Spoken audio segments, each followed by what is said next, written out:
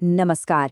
एक मिनट के लिए सोचिए, क्या हो अगर देवता और राक्षस की हमारी जो सदियों पुरानी समझ है वो पूरी तरह गलत हो। आज हम कर्मा नायक की एक ऐसी ही क्रांतिकारी सोच की पड़ताल करने वाले हैं। एक ऐसी सोच जो देवत्व के असली मतलब पर ही एक बड़ा सवालिया निशान लगा देती है। हाँ, यही वो सवाल है जो कर्मा नायक के पूरे काम के केंद्र में है। कहने का मतलब है, क्या हमारी कहानियों के जो हीरो हैं वो असल में हीरो थे? और जिन्हें हम विलेन समझते आए, क्या वो सच में विलेन थे? अब देखिए, इस सवाल का जवाब खोजने के लिए ना हमें सबसे पहले शब्दों की जड़ों तक जाना होगा। तो चलिए इस गुत्थी को सुलझाना शुरू करते हैं। देखिए, नायक के पूरे तर्क को समझने की जो चाबी है वो एक ही शब्द में छिपी है, और वो शब्द है देवता। इस स्रोत के मुताबिक देव शब्द देव धातु से बना है। और देव का मतलब क्या है? इसका मतलब है जो प्रकाश दे या जो जीवन दे। मतलब देवता कोई टाइटल नहीं है, कोई पदवी नहीं, बल्कि एक काम है, देने का काम। और ये जो एक छोटा सा बदलाव है ना, यही हमारी पूरी सोच को पलट कर रख सकता है। अच्छा, तो अगर देना ही देवत्व है तो इसका ठीक उल्टा क्या हुआ? बिल्कुल सही, लेना। और बस यहीं से कर्मा नायक एक बहुत ही शक्तिशाली कॉन्सेप्ट सामने रखते हैं, देने वाला बनाम लेने वाला।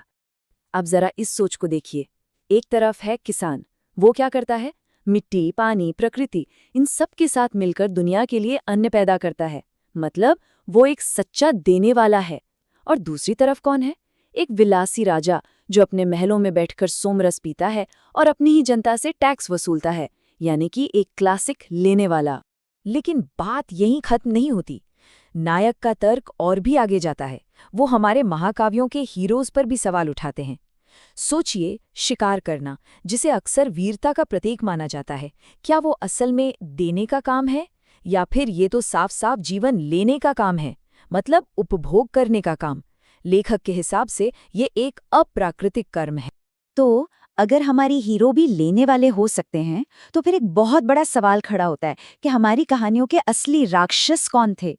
जरा सोच कर देखिए, अगर उस समाज में लेने वालों को, मतलब राजा और योद्धाओं को पूजा जाता था, तो फिर वो लोग किसे अपना दुश्मन मानते होंगे? उनकी नजर में राक्षस कौन थे? और यहीं पर नायक एक, कह सकते हैं, चौंकाने वाला विचार सामने रखते हैं। वो कहते हैं, क्या हो अगर जिन्हें असुर या राक्षस कहा गया वे असल में जल, जंगल और जमीन के रक्षक थे? क्या महिषासुर जैसे शासक या रावण जैसे राजा असल में विलन थे ही नहीं?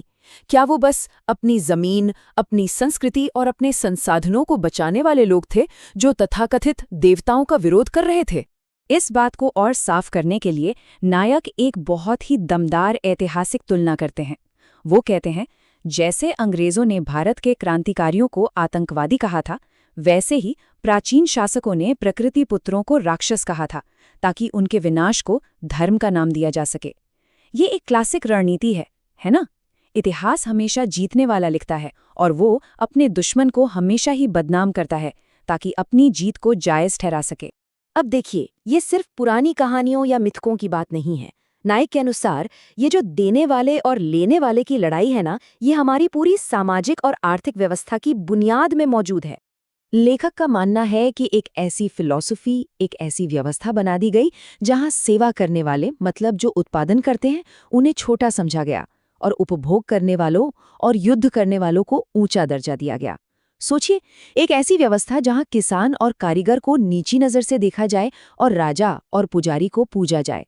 जब सिस्टम का बैलेंस इतना बिगड़ जाएगा तो उसका गिरना तो तय है।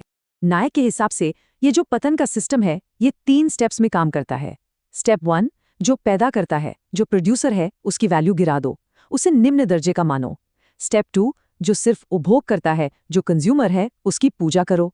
और स्टेप 3, आर्थिक और सामाजिक विनाश। ये असंतुलन आखिर में एक ऐसे सिस्टम को जन्म देता है जो खुद को ही खा जाता है, क्योंकि जो लोग उसे असल में चला रहे हैं उनकी कोई इज्जत ही नहीं है। तो इस विनाशकारी सिस्टम का क्या कोई पौराणिक सबूत भी है? हाँ, स्रोत इशारा करता है कृष्ण के यदुवंश के विनाश की तरफ। सोचिए, यदुवंश को किसी बाहरी दुश्मन ने नहीं हराया था। वो तो अपनी ही विलासिता, अपनी ही उपभोग पर आधारित अप्राकृतिक जीवन शैली की वजह से अंदर से ही खत्म हो गए।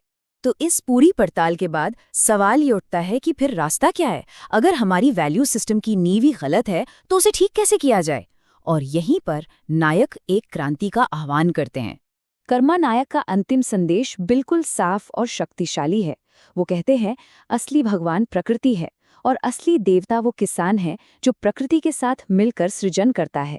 विनाश का युग तब खत्म होगा जब हम पत्थर की मूर्ति और विलासी राजा की जगह मिट्टी और हल का सम्मान करेंगे।